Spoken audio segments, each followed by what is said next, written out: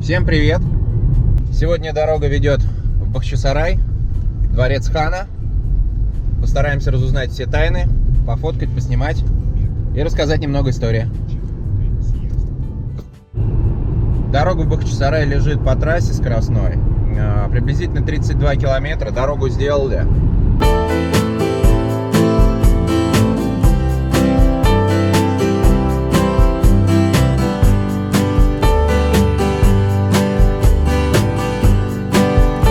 Здесь бывал бывать очень Пушкин. Он проводил очень много времени, в том числе и в Бахчисарайском дворце. Какое все сказочно. Решили выпить кофе перед экскурсией. Фонтанчик там, летний. А здесь что? Это что? Фонтаны. А, фонтаны. Да. Фонтаны-рукомойники. Да. Там еще у нас, видите? Да, еще хочу посмотреть. Видите, летний двор, виноградная лоза, уже на свежем воздухе. Летом, да. Какая красота. Видите, тут, если виноградная лоза, вон, видите, мы специально деревянные сделали. Фруктовые деревья, клубника, дети кушают, возьмем сюда. Какой вид красивый. Да. Настоящий кофе, не с турки. Вкуснейшее. Уже пьем вторую чашку.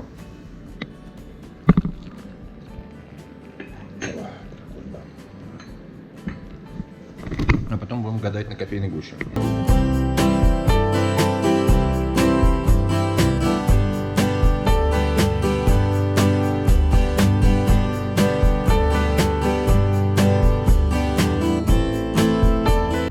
Ну что, мы попали в Бахчисарайский дворец.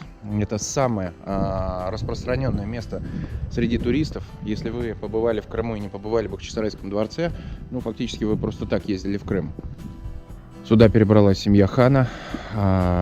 Этот дворец был построен, первое упоминание этого дворца в 1532 году. Это вот эта мечеть. Плюс были построены бани. Сейчас в процессе экскурсии мы все об этом покажем, расскажем. Дворец несколько раз горел, его перестраивали. Каждая перестройка вносила некоторые изменения в красоту и убранство этого дворца. В районе 1700-х годов он горел, его сжигали. На восстановление приглашали турецких и итальянских мастеров, которые восстановили в храм, ну, практически в первозданном виде. Ну и добавили, естественно, больше красоты. История этого дворца была неразрывно связана с историей Крымского ханства. Государство образовалось в начале 15 века, охватывало территорию полуострова, Северный Кавказ, Северное Причерноморье, территорию современной Украины от Днепра до Дуная, часть Молдовы, Тамань, Кубань, Черкесию. Первым ханом-правителем был Хаджи Девлет Гирай-хан. Правил он в течение всей своей жизни. Но в 15 веке этого дворца и города еще не существовало, и ставка государства сначала находилась в древнем городе Салкар. Сегодня он называется Старый Крым и находится в город-степной части полуострова. Потом из-за частых междуусобных войн ставку государства переносят. Для этого выбирают очень хорошо укрепленную горную крепость. Она недалеко от дворца, в 3 километрах отсюда, у подножия крепости Чуфут-Кале. В 15 веке крепость называлась Каркьер, в переводе 40 крепостей или 40 укреплений. Сейчас мы называем ее уже по-другому, Чуфут-Кале, иудейская крепость. Мы с вами в зал дивана. Слово «диван» в переводе означает «собрание, заседание, суд». Раньше здесь собирался весь высший совет государства. Решали здесь все вопросы внешней и внутренней политики, судебные, экономические дела. Во главе дивана был хан, он восседал в центре зала на своем престоле. Справа от него сидел первый престолонаследник, Калга-Султан. Это был сын хана или его младший брат. Слева третье лицо в государстве, Нуридин Султан или военный советник. В состав дивана входила высшая знать, высшее духовенство, судьи, кадии, писцы, но необычным для мусульманской страны было то, что обязательным членом совета являлась женщина. Называли ее Анабией. Во время заседания она скрывалась вот на этом специальном балкончике за рядом зарешетченных окон, чтобы никто из присутствующих здесь не смог увидеть ее лица. Это летняя беседка. Ее построили позже, нежели дворец. Она строилась на рубеже 17-18 веков. Сначала беседка была одноэтажной, открытой с 3 сторон, и ее окружал прекрасный бассейн и сад. Для его устройства урезали даже Дворцовую площадь. Но в 18 веке дворец горит дважды. После пожаров беседку перестраивали, творческие произведения. Но каким бы прекрасным отдых здесь не был, он мог прерываться, потому что 5 раз в день с минаретов мечети со всех уголков города звучал азан, призыв к молитве. Когда это происходило, отложив все дела, ханы отправлялись совершать намаз. И где они намаз совершали? Ну, посмотрим. Это малая мечеть дворца. Она была личной мечетью ханов, выстроена в начале 16 века. И здесь вы можете увидеть очень толстые капитальные стены. Мечеть однокупольная и по размеру она действительно небольшая. Посторонних сюда не пускали. Фонтан Мавзук, в переводе «золотой». Во времена Крымского ханства это был самый дорогой фонтан дворца. Его украшало натуральное золото. Но в период многочисленных революций золото будет с фонтана утрачено. Со временем росписи восстановят, но только частично. Это самый знаменитый фонтан Бахчисарая, надпись небольшая на его плите «Аят из Корана», который сообщает нам, что перед вами Сэль-Сибиль, источник, который там волной течет. Дверь, обитая железом, ей 517 лет, она сохранилась. Ключей нет, сегодня закрываются изнутри на навесной замок. Если вы поедете в крепость Чуфуткале, увидите там похожие ворота, но они еще старше. Понятно, то есть мы из портала выходим. Да, гарем находится прямо здесь. Вот небольшая калитка, которой когда-то воспользовался Пушкин. Только в условиях реставрации нам придется идти совсем другим путем. Мы выйдем на площадь и всю площадь будем обходить.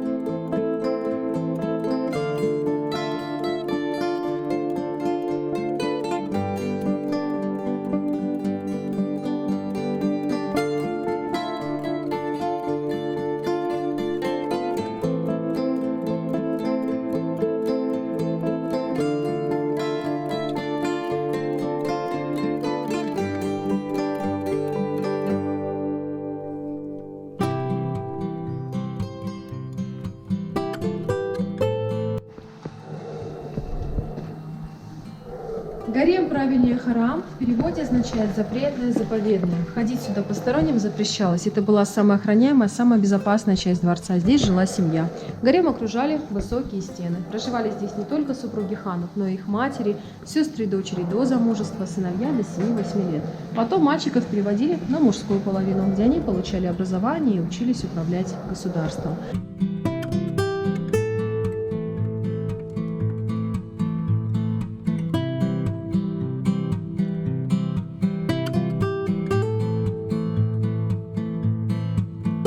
Название комнат и истинное предназначение никто не знает. Здесь никто никогда не бывал. И современные названия дают сотрудники музея, исходя из того, что здесь сохранялось. Буфетный сохранился до лап. Это встроенный шкаф для хранения посуды. В шкафу видим часть коллекции посуды дворца. Работы крымских, турецких, иранских, венецианских мастеров. Самую красивую посуду выставляли вот на таких пристенных полочках. Они называются раф. Мы прошли с вами по дворцу, и сегодня поверить в то, что раньше в хан-сарае не было вот белых однотонных забеленных стен, почти невозможно.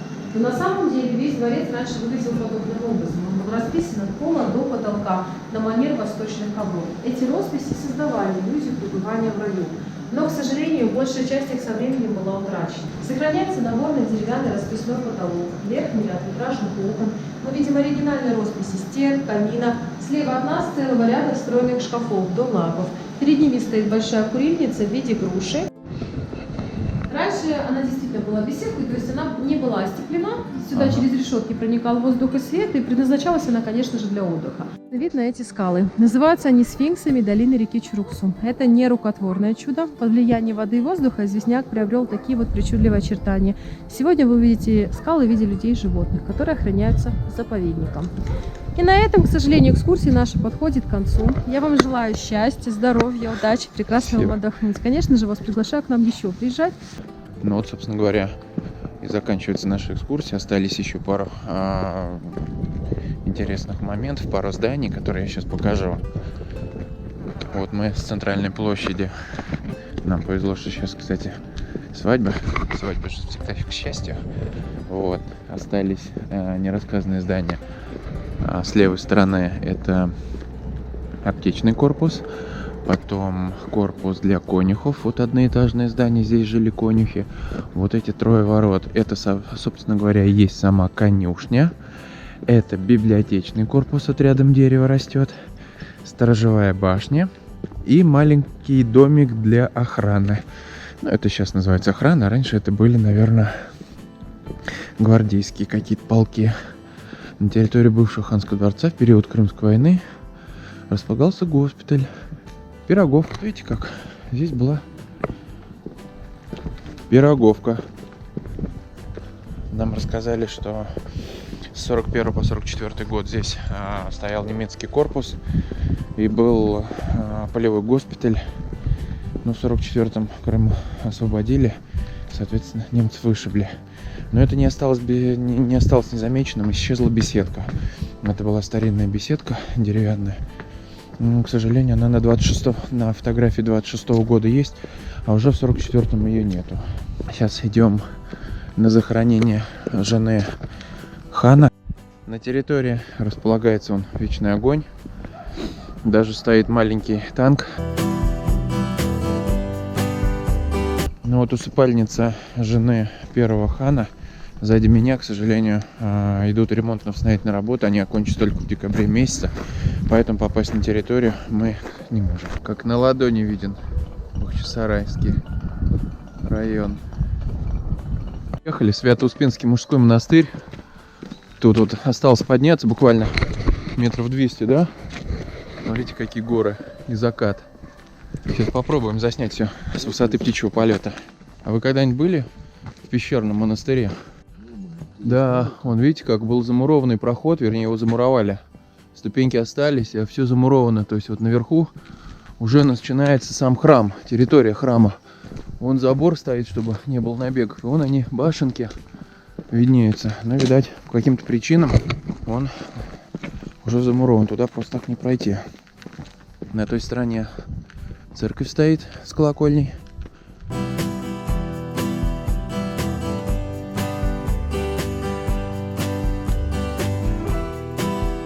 Георгий Победоносец. И вот мы попадаем на территорию. Да, снимать. Извините. Вон виднеется икона Божьей Матери. Ну что хочу сказать, храму уже порядка 400 лет. Первое упоминание в летописях 1625 года. Но доподлинно неизвестно, когда он был построен.